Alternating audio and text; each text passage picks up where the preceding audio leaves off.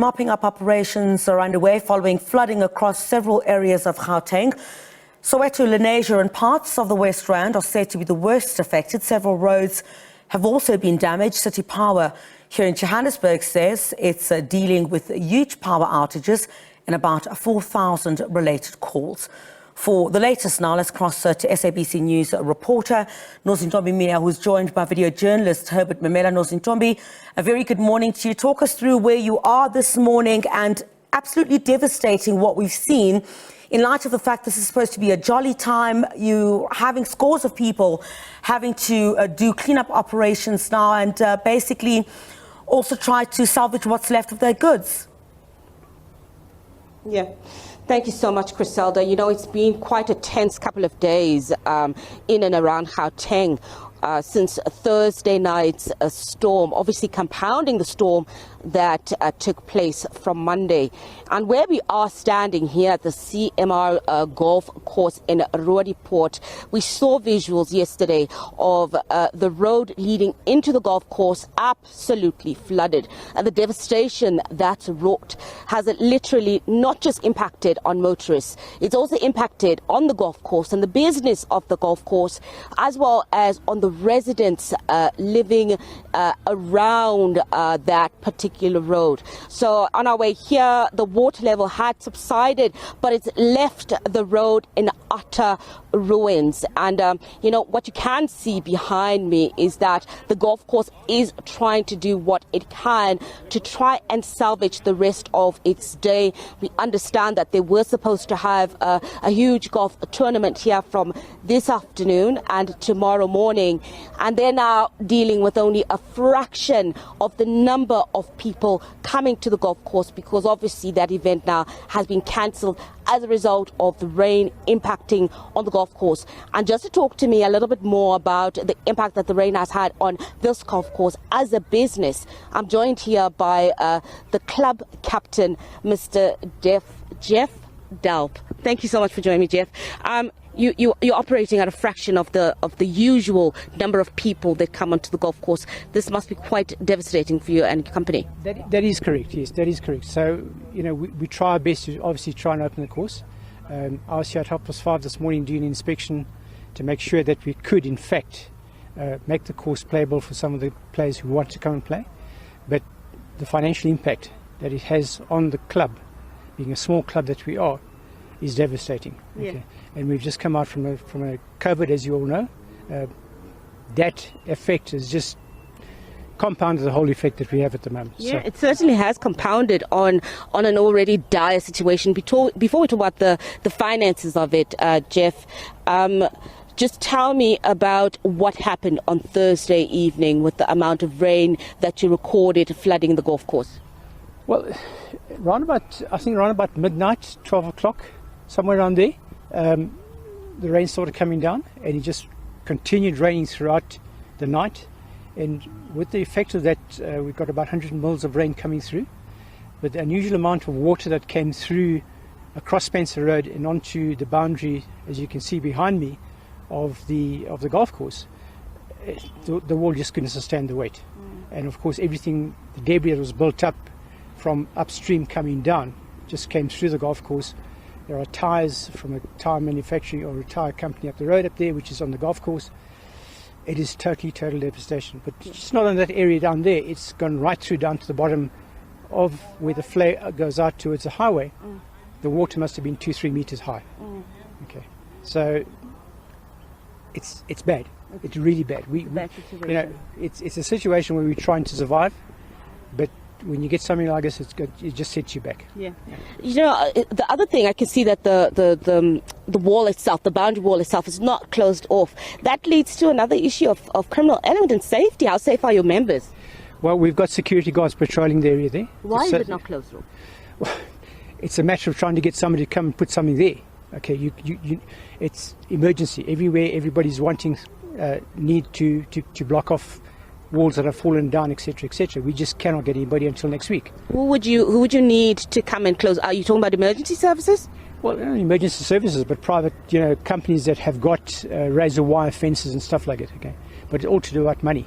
Okay, this course belongs to City of Johannesburg, and we've engaged with them, and we've got absolutely no response from them. They're just not happy to engage and help us out with it. That really is quite shocking to hear that the golf course belongs to City of Johannesburg, and within a 48-hour period, they still have not assisted you. How would you like them to assist you, and what would you like them to say? I mean, this is quite shocking. Well, we've been engaging with City of Johannesburg for a long time. The drain on Spencer Road has been blocked for about 4 years. We've asked them to try and unblock it so we can release some of the water that goes underneath the golf course rather than on the fairway. And we've just had absolutely no response from them. It's always a time, yes, we'll look at it, but it's like trying to speak to somebody who is deaf. Yeah.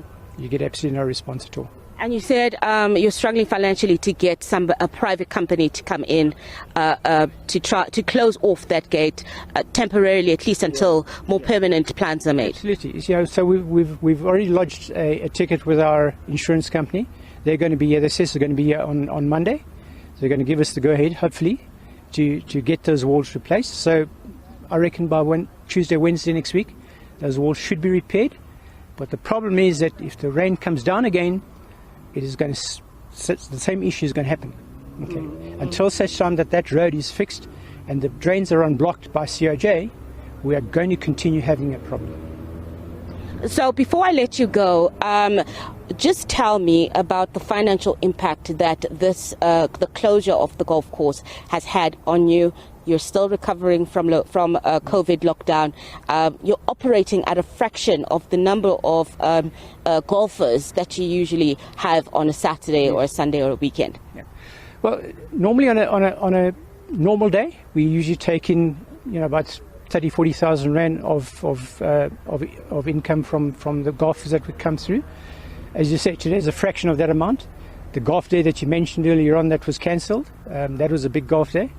It's been postponed. Now we don't know if we're going to still be able to recover that income from that golf day, but every little bit counts. Yeah. Okay? So the more feet you can get through a golf course, if you know how a golf course works, if you don't have feet going through here, you don't get income. Okay, because if feet goes through the golf course, they come and spend money at the halfway house, they spend money at the bar, okay, they buy food, etc., etc. All that counts. That's all gone. Yeah. It's been 2 days. That income is gone. Yeah. You can't recover. So it's not just the impact of the rain, it's also devastated your business. Absolutely. All right. Absolutely. Jeff, thank you so much. We're going to leave it there. My pleasure. Thank you so much for talking to us. Griselda, the impact of the rain, it hasn't just impacted on communities. It hasn't just impacted on infrastructure. It's also impacted on businesses, especially small businesses that don't have access to a quick and easy insurance or are waiting for the backlog from emergency services, City Power, or any other government structures that do come and assist in disaster areas. And it's quite shocking to hear that they have been in contact with the City of Johannesburg to come and assist them, and they have just been struggling to get that assistance. Griselda. Nozintombi, just before we let you go, I'm sure you've been driving to other areas as well, and yesterday I saw the Gift of the Givers was handing out some warm food parcels to assist those who've been left with nothing, basically. Were you able to establish if there's any assistance that has been brought to some of those who've lost their homes? We saw many of them submerged in areas like Nansfield and surrounding areas around Soweto. Yeah, Griselda, Gift of the Givers is one of those organizations that definitely go into disaster areas and assist where they can. But the bigger problem is not just individual organizations assisting where they can. The bigger problem is that there's just too many people, too many companies that have been so adversely affected by the impact of the flooding that our emergency services, city officials are struggling to get to each and every single one of those people. For example, City Power had a backlog of more than 4,000 phone calls by Friday afternoon, going substation to substation to go and reconnect those communities that had been switched off. We know that emergency services is going everywhere they can to try and assist communities, peoples and families that have been affected, but it's a case of there's just too little of them. where there is a great need and a great demand. So definitely more resources need to be put in place and rolled out over the weekend, because this weekend will be a critical weekend for communities and families and houses that have been affected this week to start rebuilding so that they're ready for the new week. We know that the Weather Service has forecast more rain up until the end of this weekend. We're still not sure what the forecast for the rest of the week is going to be. So it's going to be absolutely critical that organizations such as Gift of the Givers are assisted with more help, with more boots on the ground from city officials, from private companies, going community to community, affected community to affected community, and doing what they can to assist those needy families, fixing roofs, fixing boundary walls, trying to make sure that they provide some measure of safety and comfort for those affected families, providing alternative accommodation up until their houses or their businesses or companies can be rebuilt safely. Nozintombi, great to have you on the show once again. Thank you very much indeed. I'm sure you'll keep us abreast of all the developments there, given that the Weather Service also forecasting that we're expecting more rain in this part of the country throughout this weekend. This has mopping up operations continuing in areas that have really been affected. Not a great time to have such devastation as you head towards the holidays and Christmas, and some having to clean up this mess following those heavy rains. We'll take a short break. When we come back,